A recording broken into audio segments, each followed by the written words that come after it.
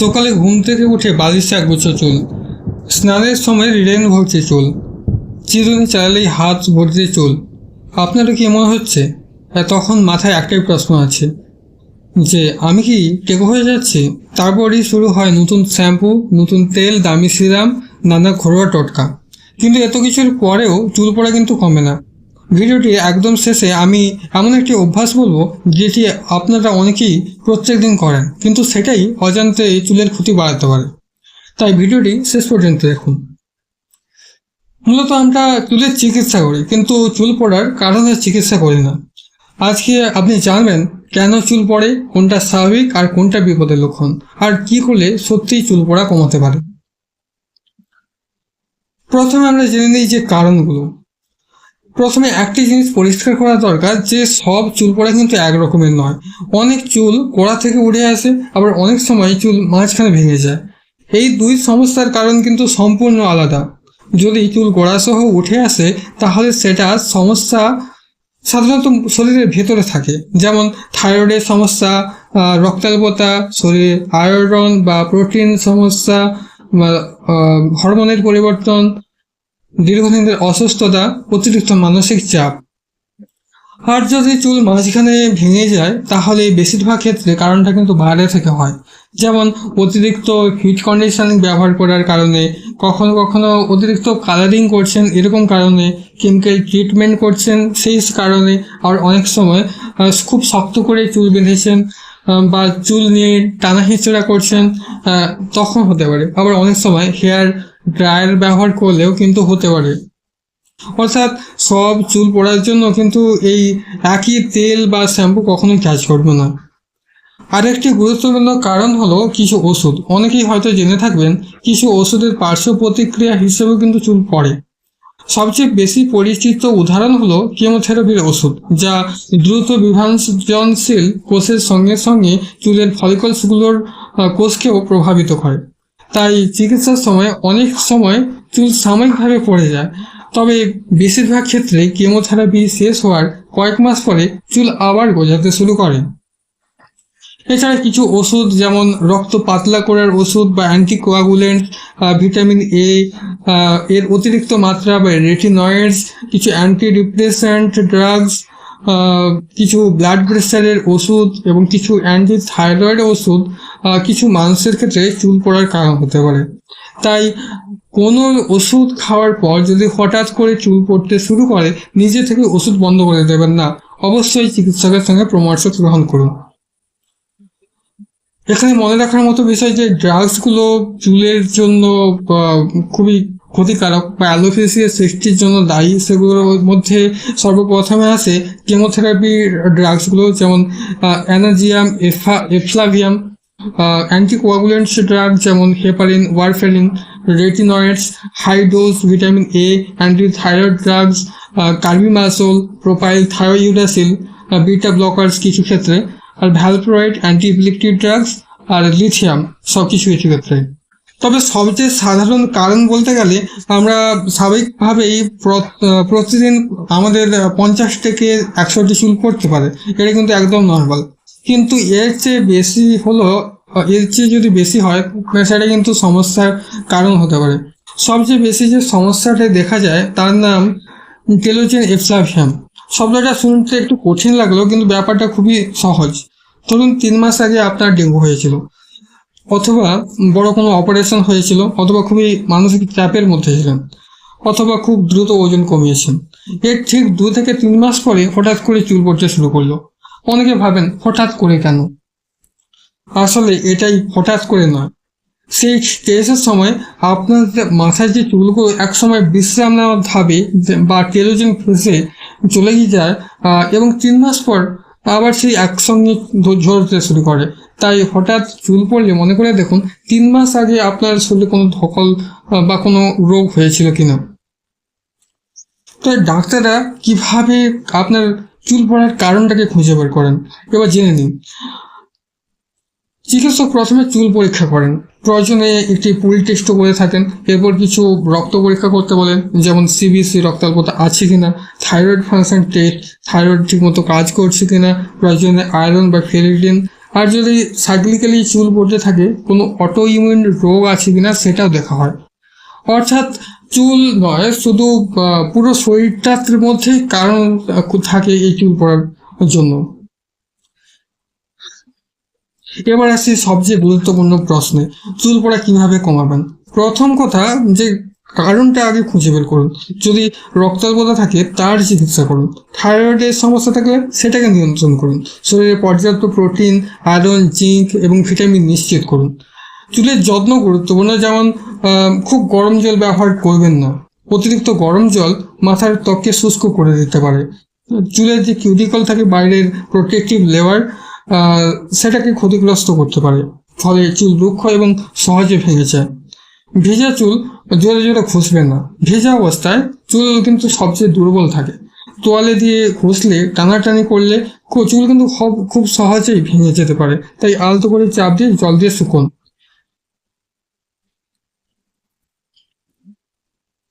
খুব শক্ত করে চুল বাঁধবেন না। দীর্ঘদিন খুব টাইট করে চুল বাঁধলে চুলের গোড়ায় ক্রমাগত টান পড়তে থাকে। এতে ট্র্যাকশন অ্যালোপেশিয়া নামক এক ধরনের চুল পড়া হতে পারে। অযথা কেমিক্যাল ব্যবহার করবেন না।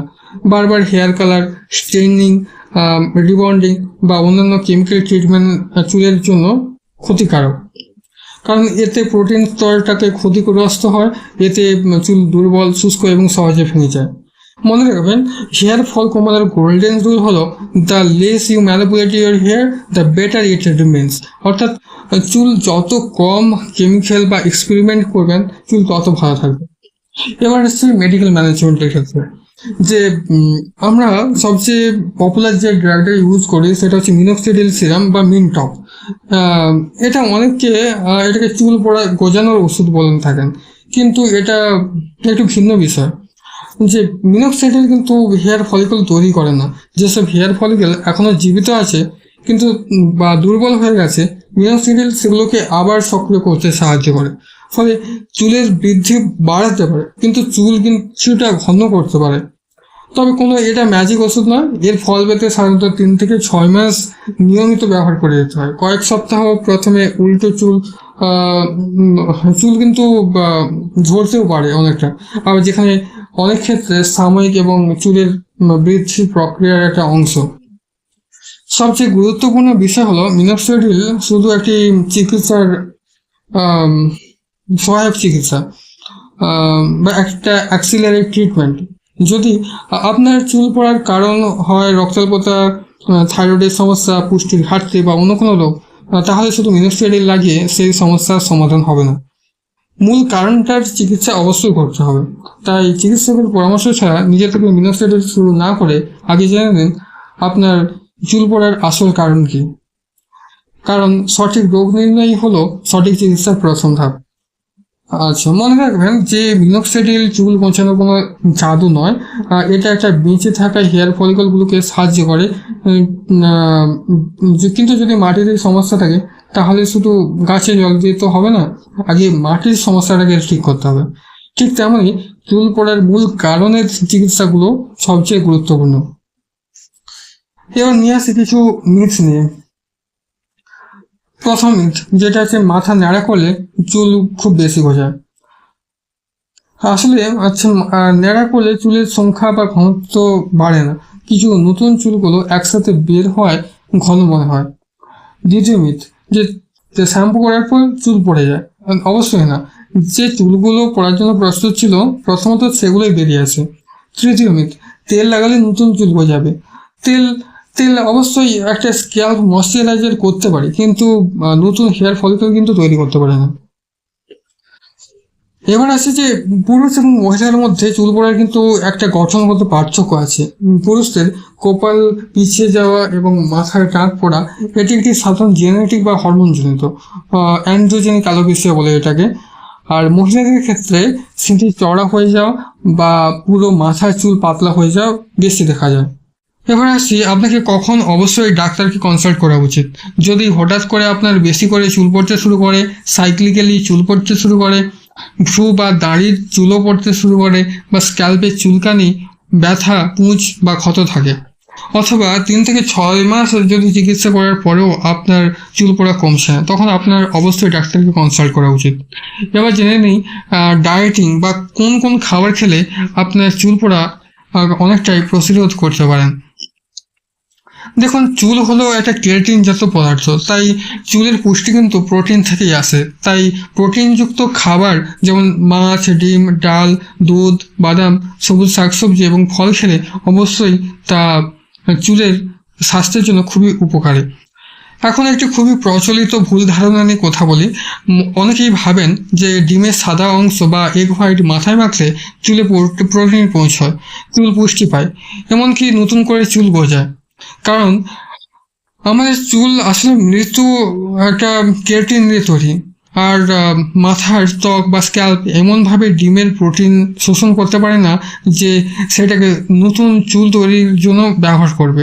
তাই বাইরে থেকে এগ হোয়াইট মাখলে নতুন চুল গজাবে এমন আশা করাটা ঠিক না। বরং ডিম খাওয়াটাই বেশি উপকারী, কারণ ডিম উচ্চমানের প্রোটিনের অন্যতম ভালো উৎস, যা শরীরে নতুন চুল তৈরি করতে ব্যবহার করতে পারে। তবে এখানে একটা ছোট্ট বিষয় আছে, ডিমে ভিটামিন সি প্রায় থাকে না। তাই বৈজ্ঞানিকভাবে সঠিক ব্যাখ্যা হলো যে ডিম এটা কেরাটিন তৈরির জন্য প্রয়োজনীয় অ্যামিনো অ্যাসিড দেয়। ভিটামিন সি কোলাজেন সিনথেসিস করতে সাহায্য করে। ভিটামিন সি আয়রন অ্যাবজর্পশন অবশ্যই বাড়ায়, তাই অ্যানিমিয়ার চিকিৎসার জন্য অনেক ইম্পর্টেন্ট। আর কোলাজেন ও পর্যাপ্ত আয়রন এই দুটো হেয়ার ফলিকলকে সুস্থ রাখতে সাহায্য করে, ফলে চুলের স্বাভাবিক বৃদ্ধি বজায় থাকে।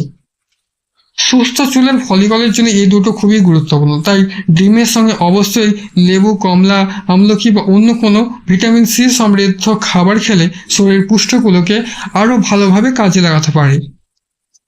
তাই ডিম মাথায় নয়, পেটের দিন, উপকারটা সেখানেই বেশি হবে। তবে হ্যাঁ, হেয়ার কন্ডিশনারের জন্য যদি কসমেটিক্যালি আপনি ব্যবহার করতে পারেন তবে অবশ্যই করতে পারেন, এতে চুল পড়ার সাথে কোনো সম্পর্ক নেই। এবার আসি যে স্ট্রেসের ভূমিকা। আমরা আমাদের লাইফস্টাইলে এমনভাবে তৈরি হয়ে গিয়েছে যে প্রতিনিয়ত আমাদের স্ট্রেসের মধ্যেই কাজ করতে হয়। আজ অ্যাসাইনমেন্ট, কাল পরীক্ষা, কাল এক্সাম, কাল এন্ট্রান্স, তার ফিনান্সিয়াল প্রেশার, সমস্ত কিছুতেই সব কিছুতেই আমরা মারাত্মকভাবে এই লাইফস্টাইল ডিসঅর্ডারে ভুগছি। কিন্তু অবশ্যই মনে রাখা দরকার যে সব স্ট্রেস কিন্তু চুল পড়ার কারণ নয়। কিন্তু দীর্ঘদিন ধরে যদি মানসিক চাপ, মানসিক অবসাদ থাকে তবে অবশ্যই কিন্তু চুল পড়া বাড়িয়ে দিতে পারে। তাই যদি কোনো মানসিক অসুবিধা থাকে সেগুলোকে অবশ্যই চিকিৎসা করা দরকার। আর একটি খুবই গুরুত্বপূর্ণ বিষয় যে আপনারা অনেক সময় সোশ্যাল মিডিয়া দেখে থাকবেন যে 7 দিনে চুল গজানোর দাবি বা অনেক ধরনের অলৌকিক তেল, বিভিন্ন ধরনের ফালানা ঠিকানা, যত রকমের আজগুবি রকমের অ্যাসিডস, মিনারেলস বা নানা রকমের সিরাম, এগুলোতে বিশ্বাস করবে না। আর এই ধরনের দাবির কোনো বৈজ্ঞানিক ব্যাখ্যাই নেই। সাধারণত 3 থেকে 6 মাস অবশ্যই লেগে যায়, আর এটা 7 দিন মোটেই কোনো রকমেরই ওষুধ কাজ করতে পারে না। 7 দিনে কখনোই চুল গজাতে পারে না, কারণ চুলের বৃদ্ধি খুব কিন্তু ধীরে হয়। এর চিকিৎসা শুরু করার পরেও যদি ঠিকভাবে যদি চিকিৎসা শুরু করে দেওয়া হয় তাহলে সেটা ফল পেতে সাধারণত 3 থেকে 6 মাস অবশ্যই লেগে যায়। তাই ধৈর্য ধরা অবশ্যই দরকার। আজকের এই ভিডিওতে শুধু একটা কথাই মনে রাখুন, hair fall is a symptom, not a disease. এটা অনেক সময় শরীরের ভিতরের সমস্যার একটা সংকেত হতে পারে। তাই শুধু তেল বা শ্যাম্পু বদলানোর আগে কারণটা জেনুন। কমেন্টে লিখান জানান যে আপনার চুল কি গোড়া থেকে পড়ে নাকি মাঝখানে ভেঙে যায়। আমি চেষ্টা করব আপনাদের প্রশ্নের উত্তর দিতে। আমি আবার একটু ফিরে আসবো একটি নতুন স্বাস্থ্য বিষয়ক বিষয় নিয়ে। ধন্যবাদ।